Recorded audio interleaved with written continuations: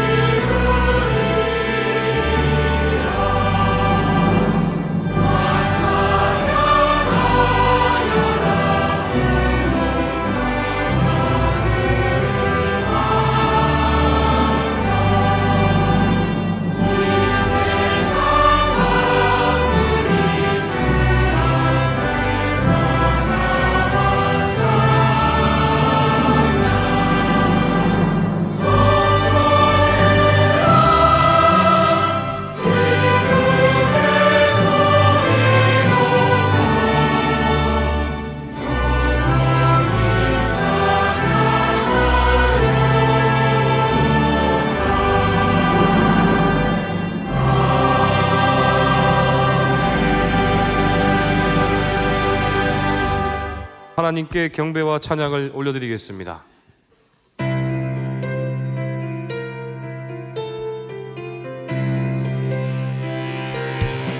할렐루야. 이 시간 우리가 성령님만을 바라보면서 기쁨으로 찬양드리겠습니다. 성령이여 내 영혼을, 성령이여 내 영혼을 충만케 하소서. 내 속에 강물이 넘쳐나게. 성령이여, 성령이여 내 영혼을 충만케 하소서. 내 속에 강물이 넘쳐나게. 오 성령 하나님, 오 성령 하나님, 날 다시 새롭게 하소서. 채우소서, 채우소서. 내 영혼이 세상 유혹 다 이기고 다시 주를 닮아가도록. 성령이여, 성령이여 내 영혼을 충만케 하소서. 내 속에 강물이 넘쳐나게. 성령이여 내 영혼을, 성령이여 이 시간 충만케 하소서. 내 속에, 내 속에 강물이. 오 성령 하나님, 오 성령 하나님, 날 다시 새롭게 하소서. 채우소서, 채우소서. 내 영혼이 세상 유혹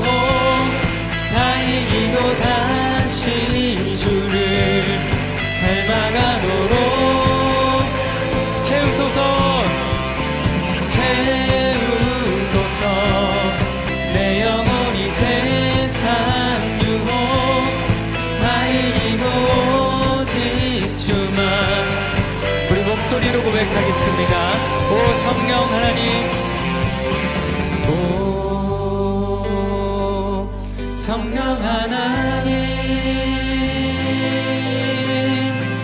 날 다시 새롭게 오 성령 하나님 오 성령 하나님 날 다시 새롭게 오 성령 하나님 오 성령 하나님 나 이 시간 우리를 다시 새롭게 하소서 하소서 채우소서 채우소서 내 영혼이 세상 유혹 다 이기고 다시 주를 닮아가도록 채우소서 채우소서 내 영혼이 세상 유혹 오직 주님만 나타내도록 우리 다시 한번 고백하겠습니다. 채우소서 채우소서 내 영혼이 세상 유혹 다 이기고 다시 주를 닮아가도록 채우소서 채우소서 내 영혼이 세상 유혹 다 이기고 오직 주만 나타내도록 할렐루야 우리가 주님만을 바라보고 주님만을 의지하고 주님만을 나타내는 삶을 살기를 소망합니다.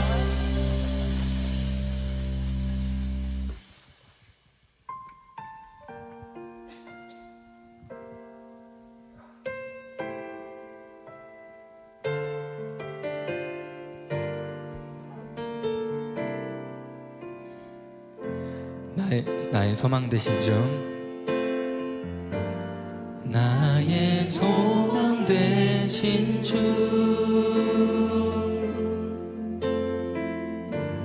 주를 바라봅니다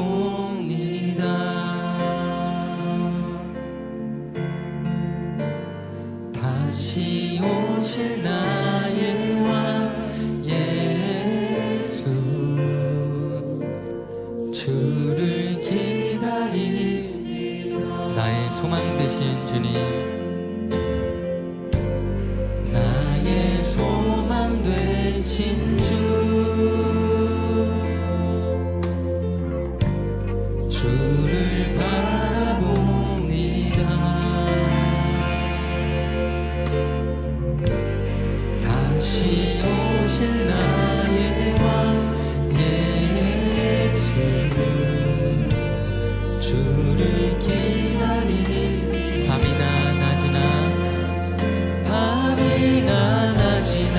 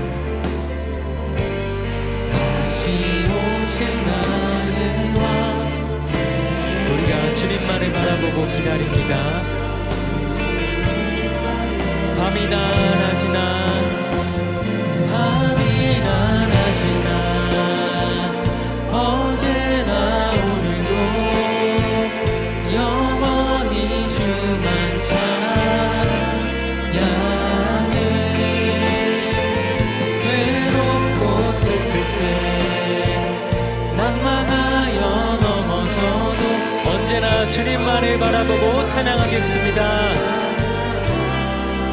밤이나 낮이나 밤이나 낮이나 어제나 오늘도 영원히 주만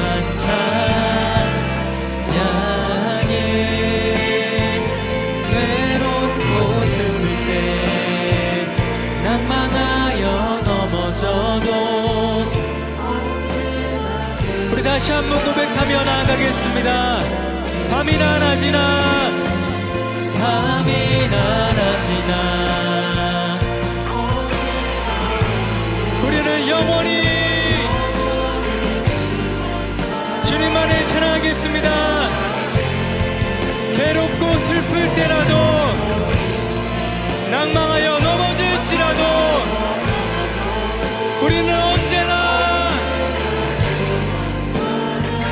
밤이나 낮이나 밤이나 낮이나 어제나 오늘도 영원히 주만 찬양해. 괴롭고 슬플 때 낭망하여 넘어져도 언제나 주만 찬양하겠네.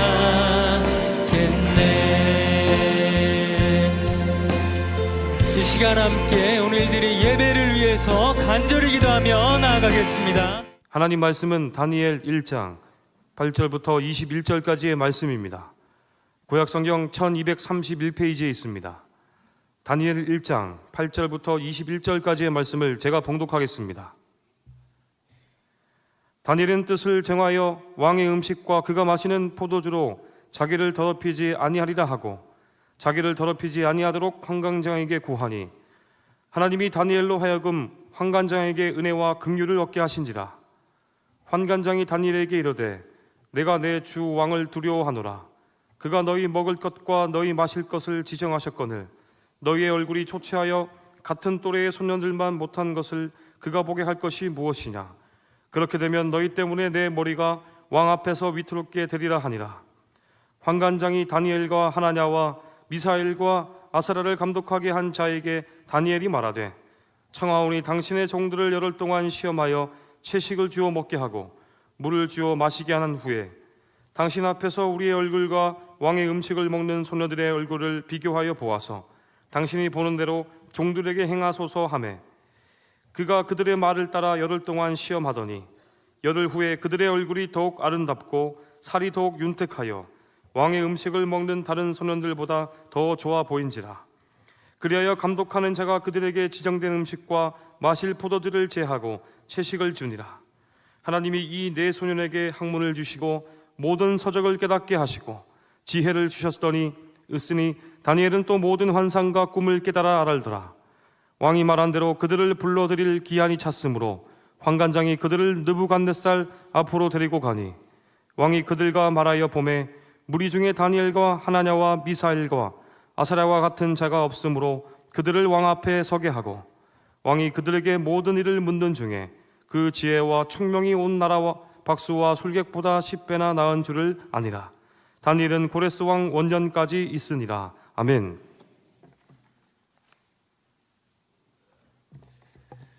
시온 찬양단의 찬양이 있겠습니다.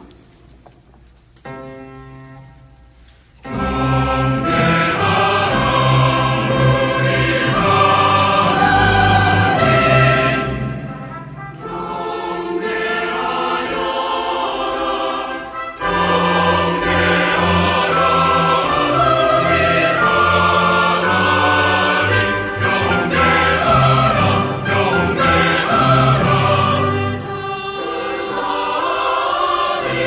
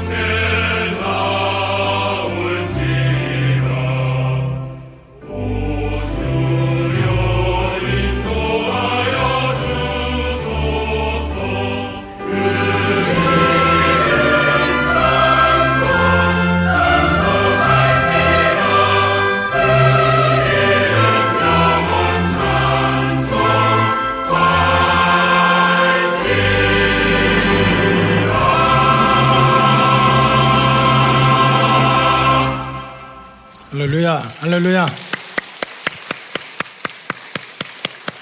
본문 말씀을 중심으로 10배나 나은 인생, 10 times, 10배나 나은 인생이라는 제목으로 말씀을 드리도록 하겠습니다. 여러분, 승부의 세계는 냉정하고 그 결과는 아주 냉혹합니다.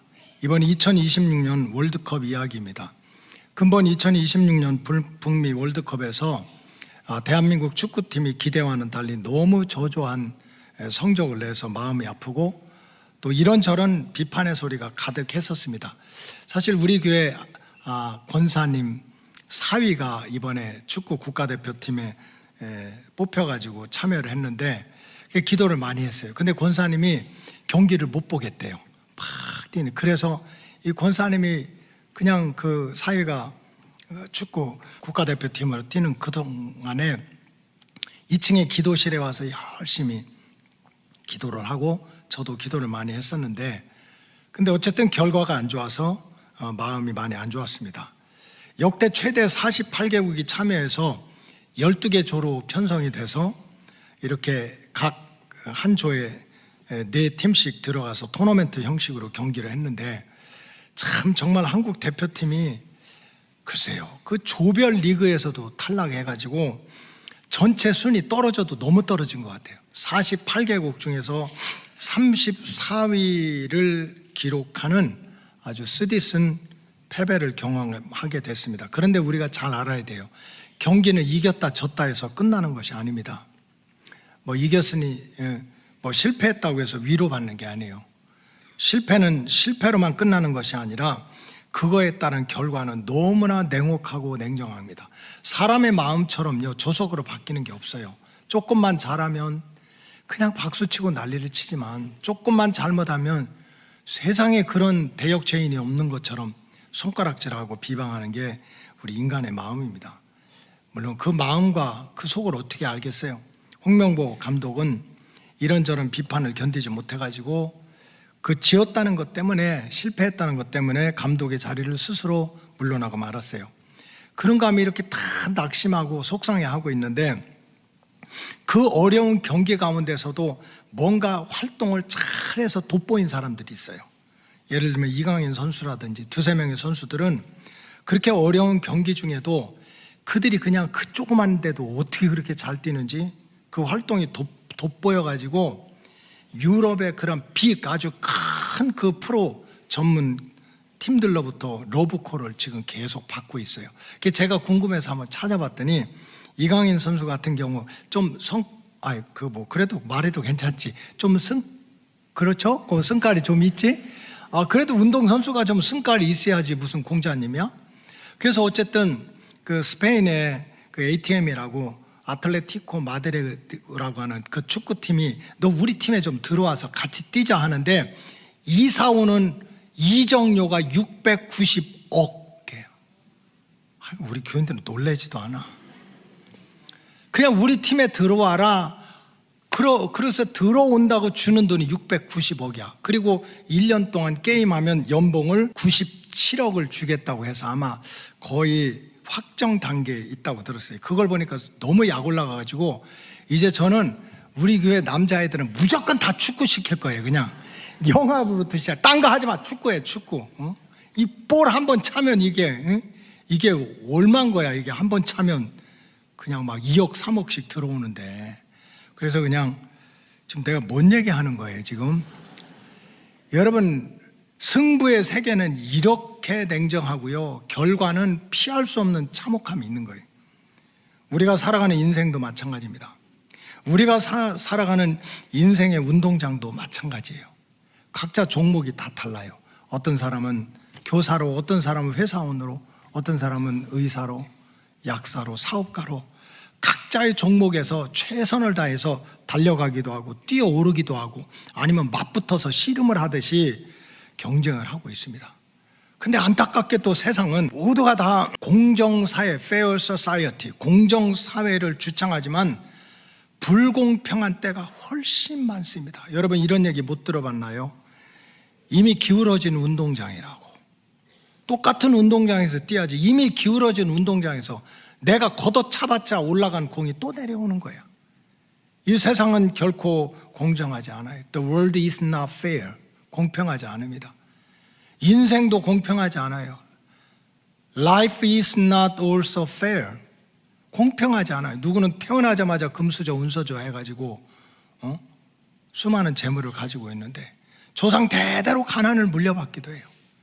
여러분, 세상은 절대로 공평하지 않아요. 기울어진 운동장도 있고 글래스 세일링이라고 해가지고 유리 천장이 있어요. 내가 올라가고 싶은데도 눈에 보이지 않는 유리 천장이 나를 가로막고 있기도 합니다. 그런가 하면 잘못된 규칙이, 법 때문에 손해보는 일도 얼마나 많은지 몰라요. 그럼에도 불구하고 정말 기울어진 운동장에서 내가 뛰어넘을 수 있는 유리 천장 때문에, 잘못된 규칙 때문에 이렇게 공정하지 못한 환경임에도 불구하고 결과에 대해서는 누구도 저항할 수가 없어요. 앞서간 사람, 이긴 사람, 올라간 사람에게는 영광과 상급이 있고 뒤떨어진 사람, 패자에게는 무슨 변명을 해도 운동장이 기울어졌어, 유리천장이 날 막았어, 내가 이 법 지키려고 하는데 심판이 규칙을 잘못 만들었잖아 하는 이러한 부르짖음도 아무런 의미가 없는 거예요. 가진 것도 뺏기는 재앙을 만나게 됩니다. 여러분, 영적으로 말하면 우리 신앙생활도 마찬가지예요.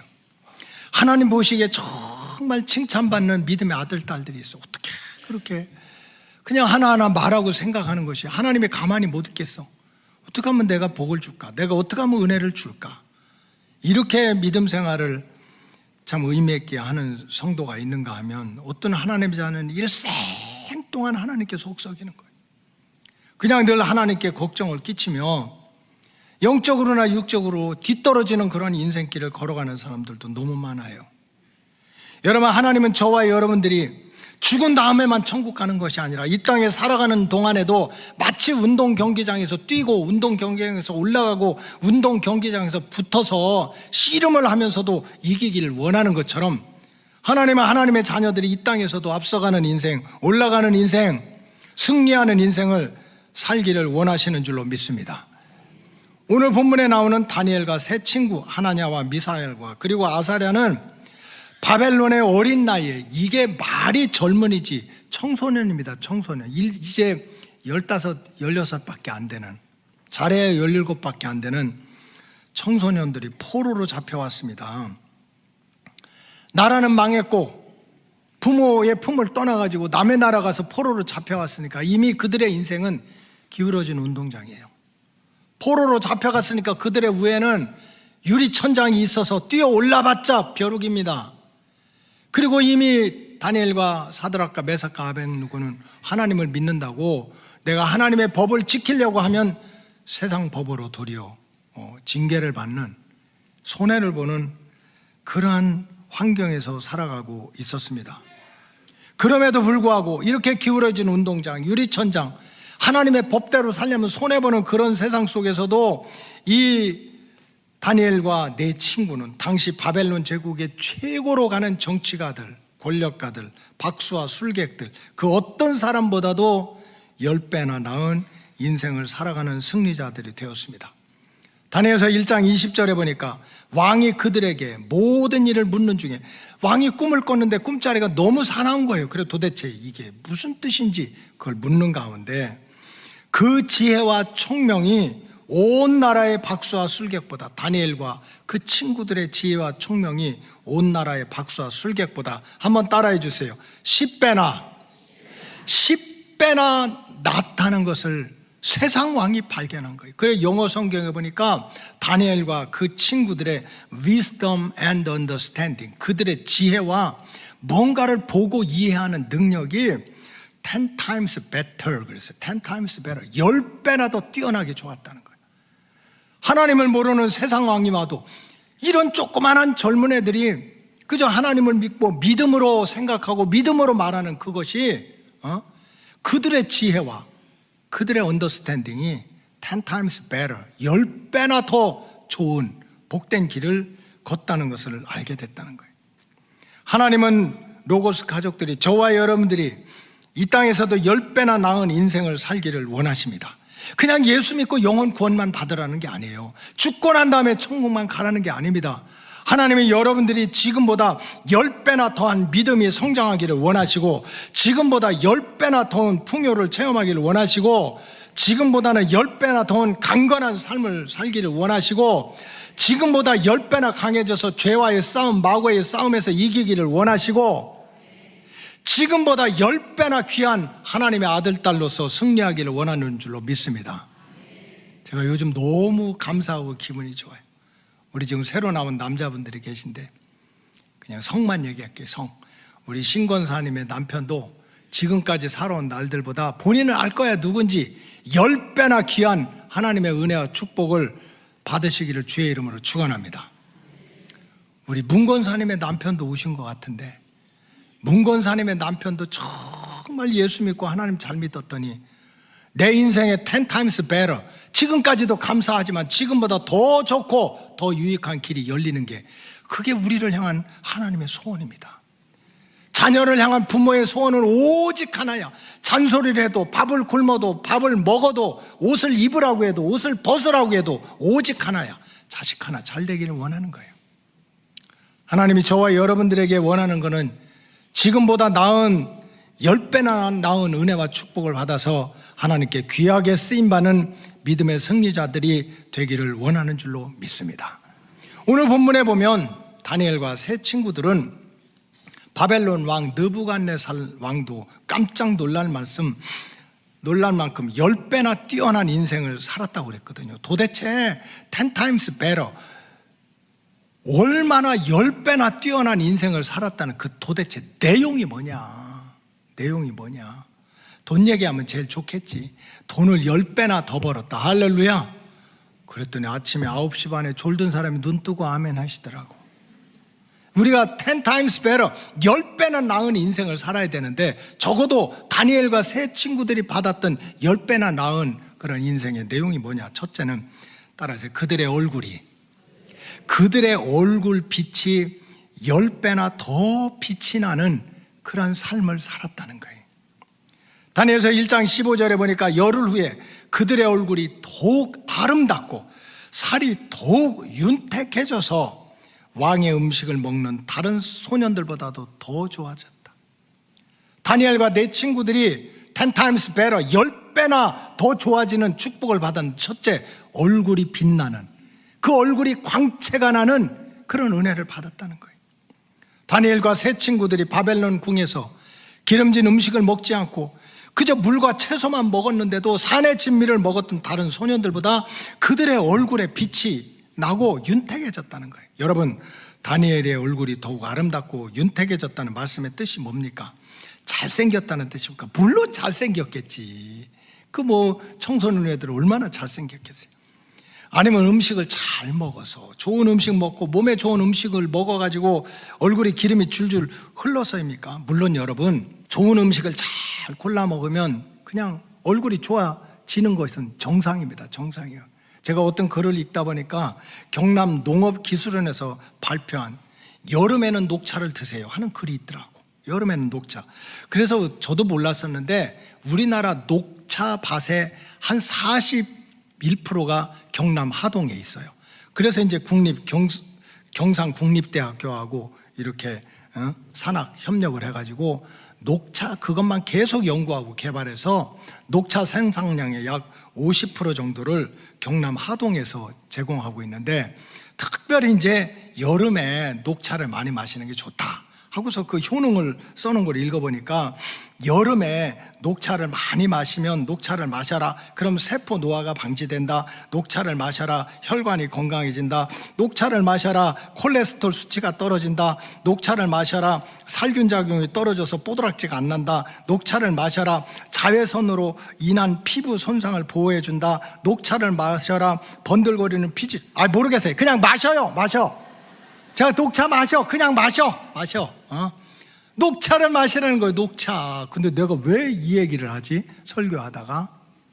여러분, 우리가 마시는 거, 먹는 거, 음식 하나도 우리의 피부를, 우리의 얼굴을 밝게 할 수가 있어요. 근데 이제 너무 많이 먹으면 안 되고, 그래도 이제 커피보다는 훨씬 적지만 카페인이 있으니까 이런 조그만 종이 컵으로 이제 한 3잔이나 4잔이나 이렇게 먹으면 아주 여름에 피부에 좋다. 경남 하동의 녹차입니다. 여러분, 이렇게 우리가 그저 마실 것 하나만 잘 먹어도 그 트러블이 없어지고 한다는 건 맞는 얘기지. 근데 여러분, 지금 다니엘과 세 친구들이 그렇게 정말 풀만 먹고 물만 먹고 산의 진미를 먹지 않았는데도 얼굴이 아름답고 윤택했다는 것은 무슨 음식 잘 먹고 좋은 물 마시고 그래서 그랬다는 게 아닙니다. 다니엘과 세 친구들의 얼굴이 빛나게 된 것은 절대적으로 외형적인 조건 때문에 그런 게 아닌 거예요.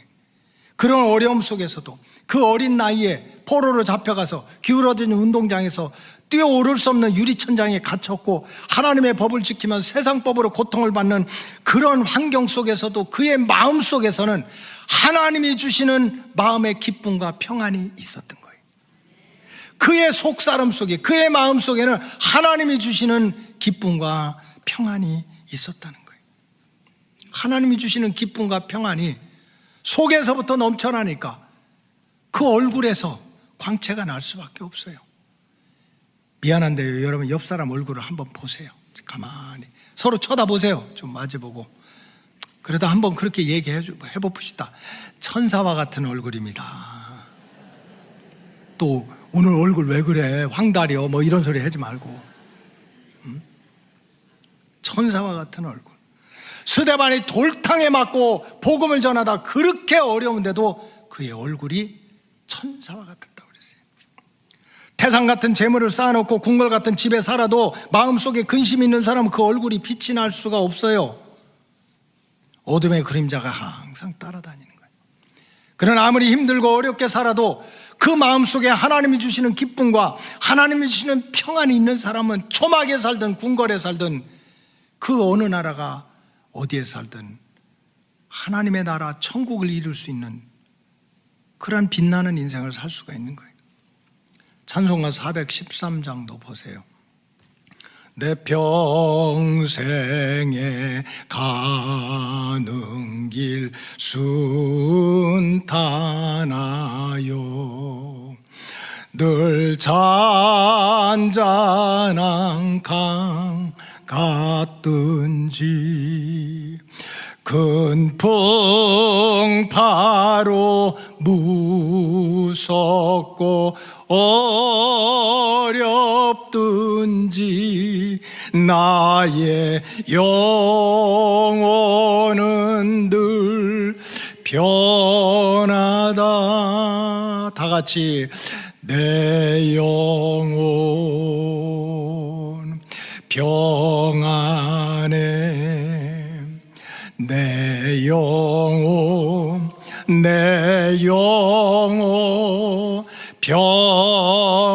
평안해.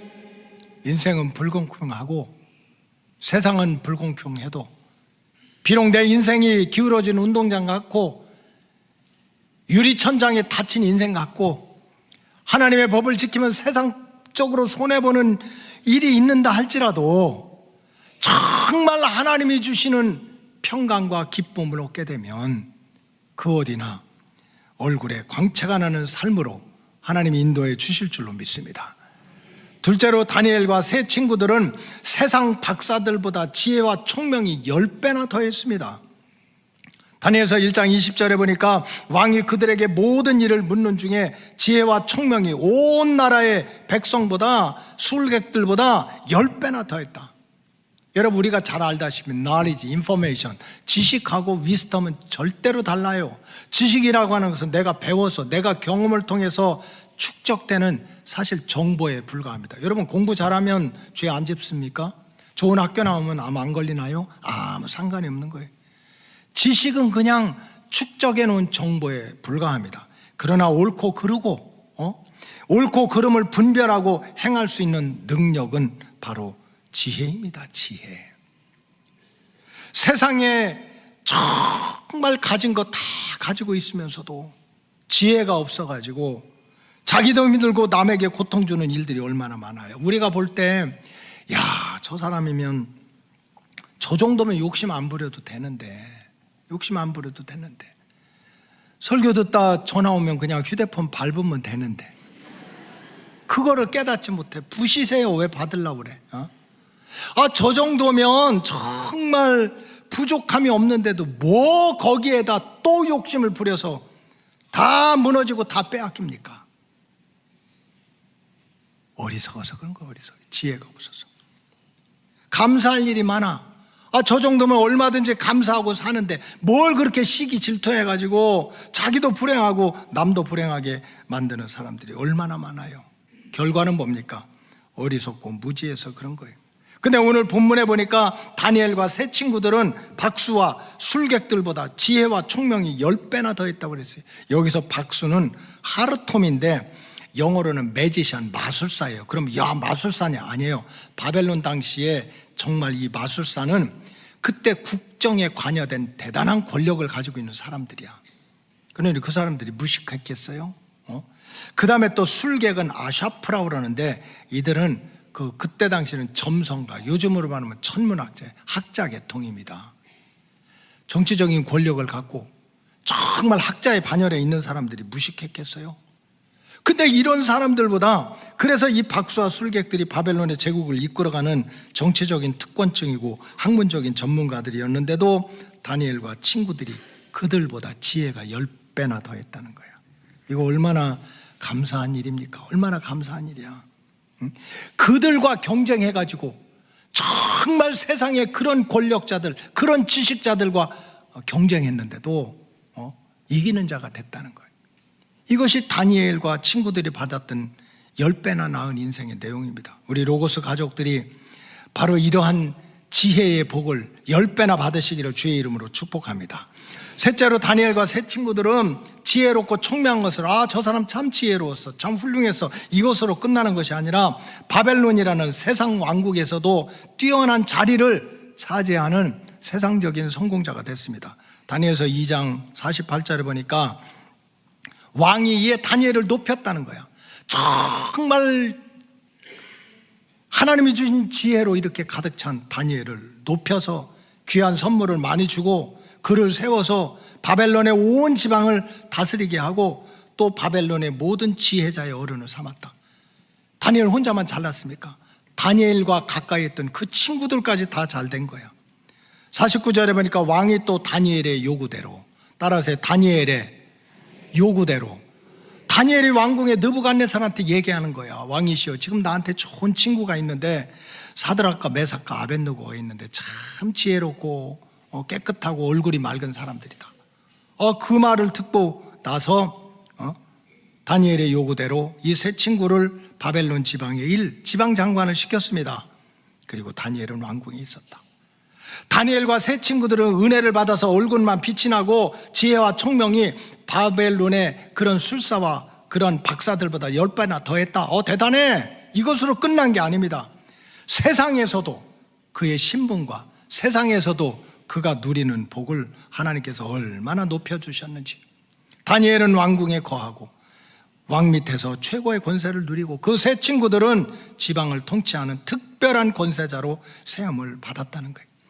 여러분, 성경에 보면 하나님이 창세기부터 지금까지 그저 우리가 반듯하게 갈 때나 삐뚤어지게 갈 때나 성공할 때나 실패할 때나 하나님이 선지자들을 통해서 지속적으로 주는 말씀이 무엇입니까? 너희를 향한 나의 생각을 좀 알았으면 좋겠다. 하나님의 마음을 알았으면 좋겠다는 거예요. 너희를 향한 나의 생각은 내가 하나니, 따라서 재앙이 아니라 평안이요. 하나님이 우리에게 원하는 것은 이 죄 많은 세상, 마귀가 역사하는 세상에서 의도 터지고 깨지고 박살나는 그러한 재앙에 임하는 것이 아니라 평안을 원하고 장래에 소망을 주는 것이 하나님의 마음이라는 거예요. 하나님은 오늘도 저와 여러분들이, 세상은 흔들려요. 사람들은 변하게 돼 있어요. The world is not fair. 공평하지 않아요. 기울어져 있고 유리천장이 나를 가로막고 하나님의 법을 지키려면 세상적으로 손해볼 수가 있어요. 그럼에도 불구하고 하나님은 죽은 다음에만 천국 가라는 게 아니야. 이 땅에서도 다니엘과 세 친구들처럼 10배나 나온 인생의 주인공들이 되기를 원하고 계신 줄로 믿습니다. 하나님은 지금보다 여러분들의 믿음이 10배나 좋아지기를 원하고, 지금보다 10배나 환경이 좋아지기를 원하고, 지금보다 10배나 더 은혜 받고 귀하게 쓰임 받기를 원합니다. 그럼 우리가 어떻게 하면 다니엘과 세 친구들처럼 정말 불공평한 남의 나라에 가서 그 어린 나이에 포로로 생활하는 기울어진 운동장, 유리천장과 같은 갇혀 있고 하나님의 법을 지키면 손해보는 그런 환경에서도 어떻게 다니엘과 세 친구들이 10배나 나은 인생의 승리자가 됐습니까? 거저된 것이 아닙니다. 성경에 보니까 첫째는 신앙에 대한 보상입니다. 믿음에 대한 보상입니다. 하나님과 사람들 앞에서 다니엘과 그 친구들이 가졌던 믿음이 하나님께 인정을 받은 거예요. 무슨 세상 배짱이나 실력에 대한 보상이 아닙니다.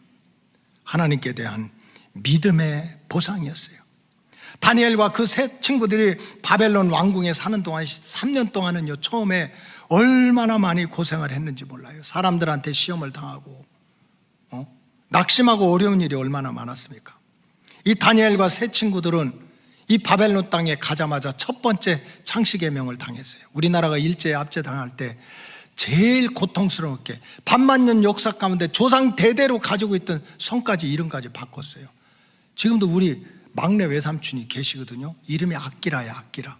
아끼라도 있고 아끼지 말라는 것도 있고 다 그 일본에서 자라서 와가지고 지금도 그 이름을 가지고 있더라고. 여러분, 이름 바뀐다는 게 이게 얼마나 인간의 우리 정체성을 다 뒤집어 놓는 겁니까? 여러분, 이름을 질 때, 여러분들 자녀 이름 질 때 아무나 집니까? 부모가 생각해서 가장 귀하고 복된 이름을 지는 게 아닙니까? 그래서 제가 맨날 얘기하죠. 제가 아들을 낳고도, 그리고 우리 식구한테 얘기했어요. 아들을 좀 큰 5대양 6대주를 좀 헤쳐나가는 아들로 만들고 싶어가지고 이름을 줬어요. 전대협 이렇게 줬어요. 그랬더니 우리 식구가 그러잖아도 전국 대학생 협의회가 나라를 시끄럽게 하고 있는데 무슨 아들까지 그런 이름은 안 된다고. 그 기도하니까 세상이 편한 게 아니잖아. 편한 게 아니잖아. 살다 보면 천둥치고 벼락치고 얼마나 어려운 일이 많겠어요. 그 기도하는 가운데 지혜를 가지고 이름을 딱 쳤어요. 여보, 이 이름 어때? 전천후로 헤쳐나가는 거지. 그랬더니 무슨 아들 그냥 천둥치고 벼락치는 구렁텅이를 모르려고 그러냐고. 그래가지고 결국 못 줬어요. 다른 이름을 줬는데, 여러분, 부모가 자녀 이름 하나 질 때도 얼마나 정성을 기울입니까? 근데 이 다니엘과 네 친구들이 바벨론에 가자마자 첫 번째 당하는 고통은 네 이름 치우라는 거예요. 다니엘은 무슨 뜻인지 아닙니까? 하나님이 너를 도와주신다, 이런 뜻이요. 근데 다니엘을 벨드사살이라 그랬습니다. 이건 무슨 뜻입니까? 바벨론의 잡신, 바벨론의 신 벨이 널 지켜준다는 거예요. 무슨 하나님이 지켜줘? 하나님은 사랑이시다. 하나님은 자비로우시다. 그래서 하나님께 사랑받는 아들을 원해서 하나냐라고 줬는데 그 이름을 사드락이라고 그랬어. 태양신이 너를 따뜻하게 해줄 거라고.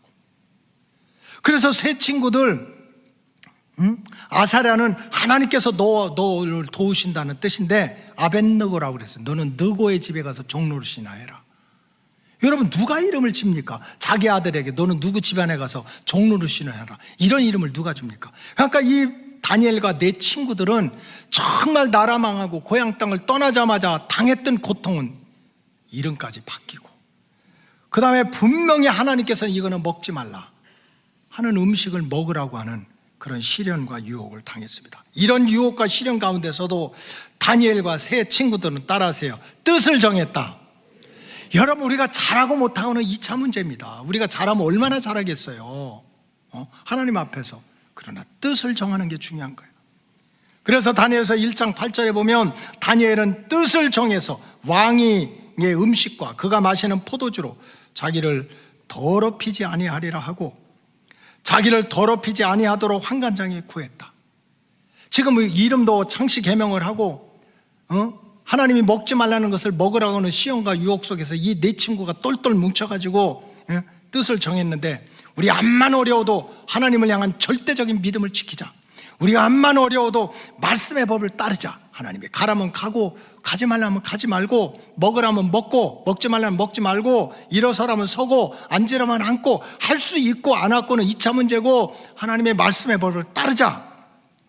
이걸 결심했다는 거예요. 이런 결심을 환관장도 알고 하나님도 다 하셨어요. 그러한 믿음의 모습을 보시고 믿음에 대한 보상으로 10배나 나은 인생길을 열어준 거예요.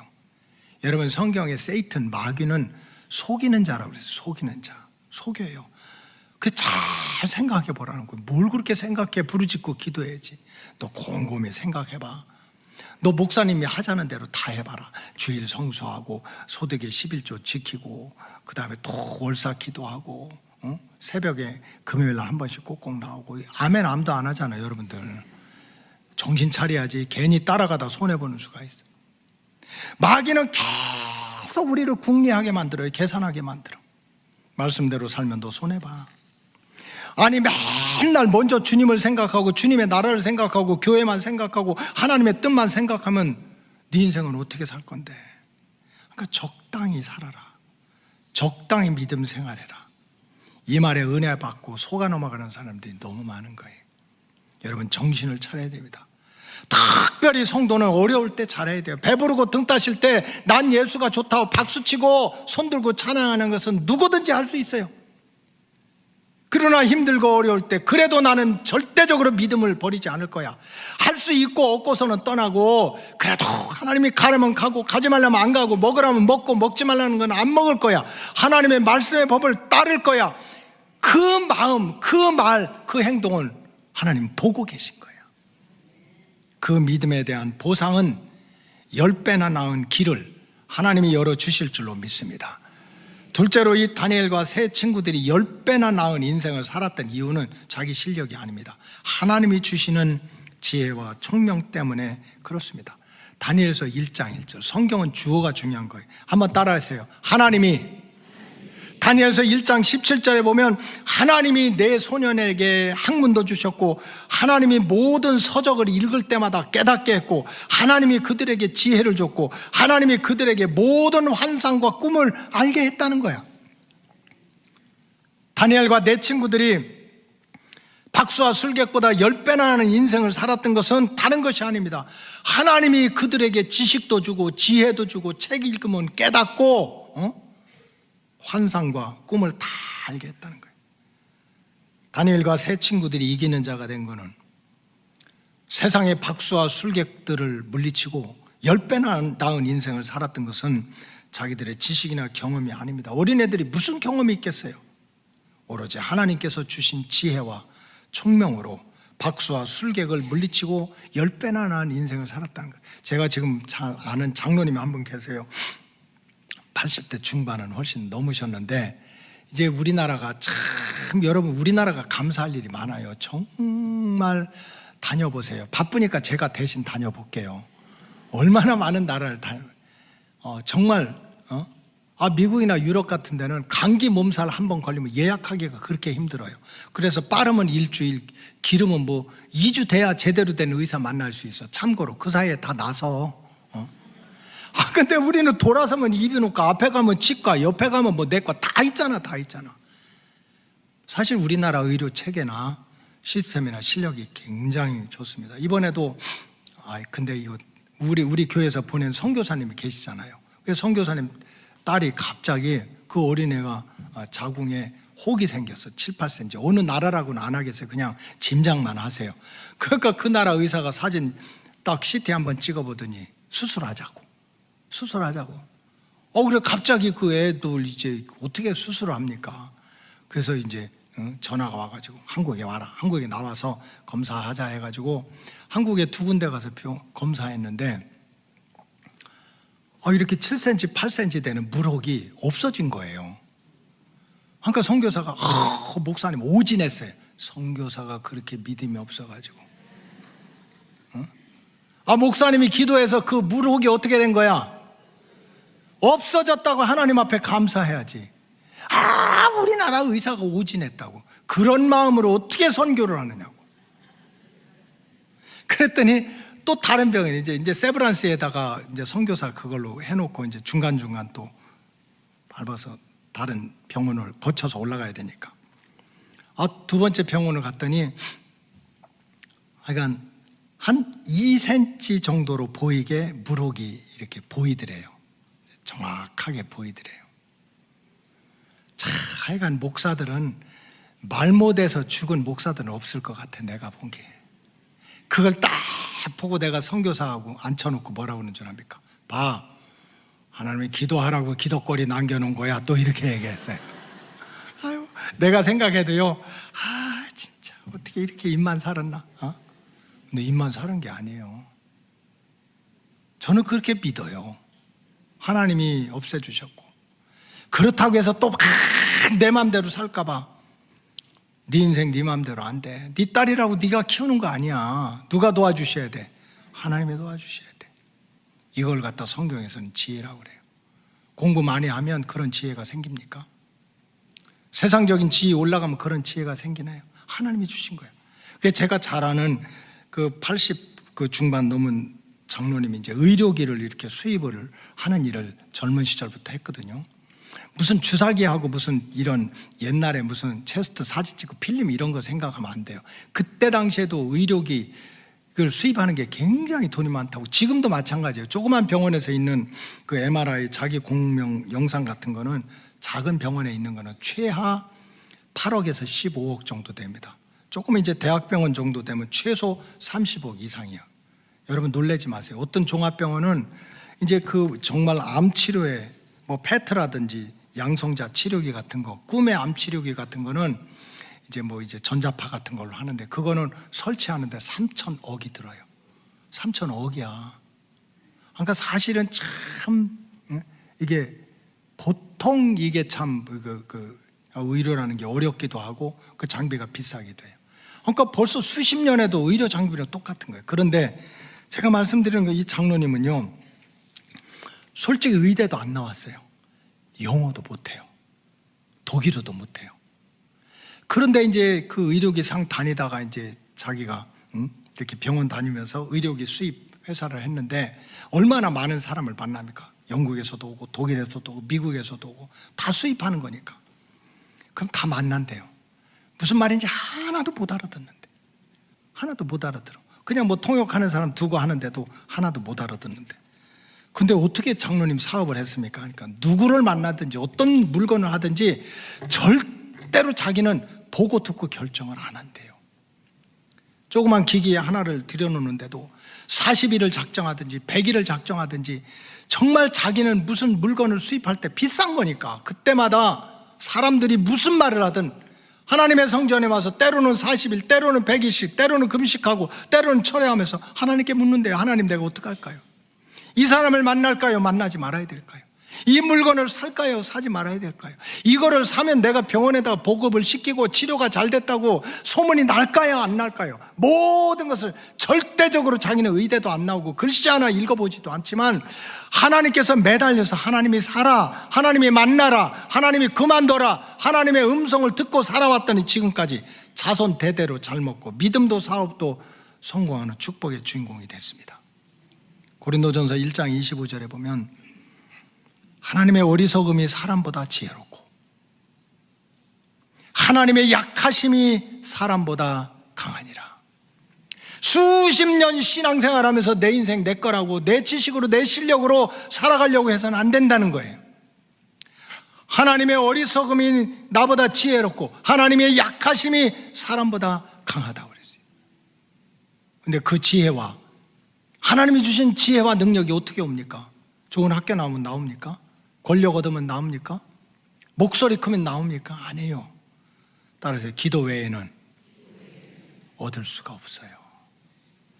그래서 야고보서 1장 5절에 보면 너희 중에 누구든지 지혜가 부족하든 모든 사람에게 후히 주시고 꾸짖지 하시는 하나님께, 따라서 하나님께 구하라. 그리하면 안 주시리라. 너희 중에 누구든지 지혜가 부족하거든 모든 사람에게 후히 주시고 꾸짖지 아니하시는 하나님께 구하라. 그리하면 주신다는 거예요. 하나님이 주시는 지혜는 하나님께 구해야 돼요. 여러분, 다니엘이 총리가 됐다고 정말 만인 1인 지하 만인 지상 왕 밑에 모든 사람 위에 있다고 인생이 대로같이 풀렸습니까? 우리 인생은 기울어진 운동장 사방에서 하이네처럼 물고 뜯는 인생, 공격자들이 많아요. 다니엘서 6장 10절에 보니까 다니엘이 그렇게 하나님 잘 믿어서 정말 10배나 나은 인생을 살으니까 또 다니엘을 죽이려고 바벨론 신에게 절하지 않고 바벨론 왕을 섬기지 않는 사람은 굶주린 사자굴 속에 집어넣어라. 하는 그러한 또 풍파가 몰려왔을 때 다니엘이 했던 것이 뭡니까? 따라하세요. 전에 하던 대로 하루 3번씩 무릎 꿇고 하나님께 기도했다. 이게 답인 거야. 다니엘은 삶 자체가, 루틴 자체가 무슨 힘들고 어려울 때마다 하나님한테 구한 거예요. What shall I do? 하나님, 내가 어떻게 할까요? Where are I going? 내가 어디를 가야 될까요? 내가 누구를 만날까요? 하나님한테 구했더니 하나님이 그때그때 답을 주신 거예요. 저도 이제 목회를 많이 했잖아요. 목회 여정을 돌아보니까 내가 생각해도 한없이 부족하지만 그래도 때마다 시마다 감사한 일이 너무 많은 거예요. 여러분, 교회가 교인들이 몇 명 안 되면 가족처럼 오손도손 행복하게 지낼 줄 알죠? 아니에요. 있을 사람은 다 있어요. 4-5명 모여도 그 가운데 이간자도 있고요, 그 가운데 불평자도 있고요, 뭐 다 있어요. 사람들이 많으면 또 가지 많은 나무 바람 잘 날이 없지. 인간관계로, 눈에 보이지 않는 사탄의 역사로. 그래서 막 개인도 상처를 받고 교인들도 어렵고 목사님도 힘들고. 책 가지고 됩니까? 목회 경력 가지고 됩니까? 박사 학위 받으면 됩니까? 아니에요. 정말 힘들고 어려울 때 하나님께 간절히 기도하면 분명히 느꼈던 건 하나님이 알려주세요. 하나님 보여주세요. 하나님 어떤 때는 참으라고 그러고, 어떤 때는 얘기하라고 그러고, 어떤 때는 기도하라고만 하고, 기도하면 하나님이 알려주세요. 이 다니엘과 사드락과 메삭과 아벳느고가 자기보다 그냥 정말 얼마나 세상적인 권력과 학문이 많은 그 박수와 술객들을 다 물리치고 10배나 나은 그러한 인생을 살았던 이유는 다른 게 아니에요. 하나님이 주시는 지혜를 하나님께 구했습니다. 오늘도 악한 마귀 사탄은 내 인생은 내 건데 누구한테 의지해? 네가 노력해, 네가 최선을 다해, 네가 결심해. 절대로 속지 말고 때마다 시마다 하나님께 간절히 기도해서 하나님이 주시는 지혜의 말씀, 지혜의 음성으로 승리하시기를 주의 이름으로 축복합니다. 마지막으로 다니엘과 세 친구들은 그 어린 나이에 세상에 참 하나님의 영광을 생각하는 마음으로 인생의 여정을 살아갔어요. 여러분, 사람은 누구나 자기를 높이고 자기를 영화롭게 하고 자기를 합리화하는 속성이 있어요. 내 이름을 높이고 내가 박수받고 내가 칭찬받고 내가 영광을 누려야지, 내가 하는 로맨스고 남이 하는 거는 스캔들이지 하는 그런 죄악의 속성이 있다고. 여러분, 저 좀 보세요. 제가 얼마나 겸손하겠어요. 근데 그게 아니더라고. 저도 오라는 데 많아요. 계속 뭐 세미나 오세요, 무슨 모임 오세요, 뭐 선교회 오세요. 오라는 데 굉장히 많아요. 안 갑니다. 웬만하면 안 가요. 첫째는 나 교회에서 바빠, 교인들 돌봐야 돼. 그게 첫 번째 이유고요. 두 번째는 나를 부르는데 어떡할 건데, 이게 있는 거야. 2주 전부터 이제 그 선교를 하는 그 한 30명 목사님들이 모이는 선교회 모임에서 계속 카톡이 와요. 이제 매달 며칠 몇 시에 어느 교회에서 모이니까 목사님들 참여해 주세요. 식사 준비를 위해서 참석 불참한다고 알려주세요. 2주 동안 카톡 오는데 대답 안 했어요. 2주 동안 안 했어. 그랬더니 어제 이제 그 회장 목사님의 사실은 후배인데 전화 와가지고, 선배 목사님 매달 며칠 몇 시에 이제 그 선교회로 모이는데 바쁘시지 않으면 그때 오셔서 좀 설교도 해주시고 그랬으면 좋겠다고. 그래서 나 그날 바쁠 건데 안 바빠요. 아무것도 없었어요. 근데 전화 한 통화 받고 간다고 그랬어요. 여러분들의 담임 목사가 이런 사람이야. 그냥 오란다고 가요? 알아주는 자리에 가는 거야. 안 그런 척하고 앉아있는 여러분들도 똑같아요. 사람은 속성이 나 알아주고 나 박수치고 나 잘한다고 하고 해야 보람을 느껴. 응?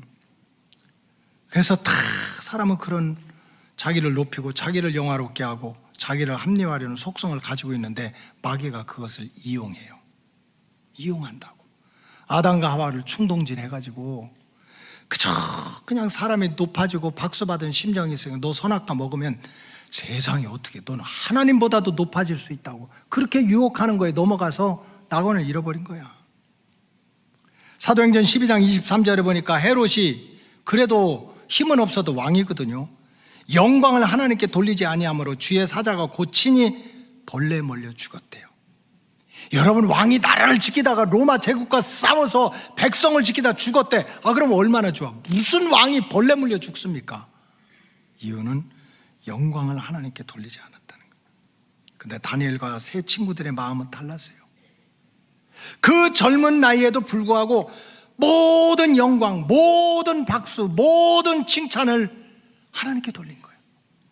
다니엘서 2장에 보니까 느부갓네살왕이 꿈을 꿨는데요, 꿈자리가 너무 살아와. 그래서 자기 박사와 술객들을 불러놓으니까 꿈이 뭐예요? 하고 자기 마음대로 해석하는 거야. 그건 누구든지 할 수 있지, 꿈 해석은. 그러니까 느부갓네살 왕이요, 그건 엉터리다. 내가 꾼 꿈이 무슨 꿈인지 먼저 알아맞히고 해석을 하라는 거야. 이걸 누가 할 수가 있겠습니까? 지금 느부갓네살 왕 앞에 박수들이, 이 바벨론 왕 느부갓네살 왕이 무슨 꿈인지 몰라가지고 다 감옥에 갇히고 목이 날아가는 순간에 다니엘은요, 느부갓네살 왕이 무슨 꿈을 꿨다는 걸 알아맞혔어요. 왕은 이런 꿈을 꿨습니다. 내가 대단하죠? 이게 아닙니다. 이런 꿈을 꾸었다고 알려주신 분은 하나님이시라. 이런 꿈은 이런 뜻이 있다고 알려주신 분은 하나님이시라. 그러니 박수를 받아도 하나님이 받고 영광을 받아도 하나님이 받으셔야 된다고. 그 마음, 그 생각, 그 말을 하나님이 다 보신 거예요. 여러분, 하나님께 영광을 돌리고 하나님께 칭찬을 돌리고 하나님께 박수를 돌렸더니 그 세 친구들이 빈털터리가 되고 깡통 찼습니까? 절대로 그렇지 않습니다. 다니엘서 2장 48절에 보니까 왕이 이에 다니엘을 높여서 귀한 선물을 많이 주고 그를 세워서 바벨론 온 지방을 다스리게 하며 또 바벨론의 모든 지혜자의 어른을 삼았다 그랬습니다. 저와 여러분들은 달라야 될 줄로 믿습니다. 세상은 흔들리고 공평하지 않아요. 때로는 기울어진 운동장이고 때로는 유리천장이 나를 가로막고 내가 하나님의 법을 지키려면 세상적으로 손해볼 수도 있어요. 그런 일이 있을 수도 있어요. 아니면 너무나 잘 나가는 인생을 살아갈 수도 있어요. 그러나 우리 로고스 가족들은 어떤 자리에서도 그저 영광을 받아도 하나님이 칭찬을 받아도 하나님이 박수를 받아도 하나님이 그런 마음, 그런 말, 그런 삶을 살아가면 이 땅에서도 10배나 나은 인생 길을 하나님이 열어주실 줄로 믿습니다. 기도하겠습니다. 하나님 감사합니다.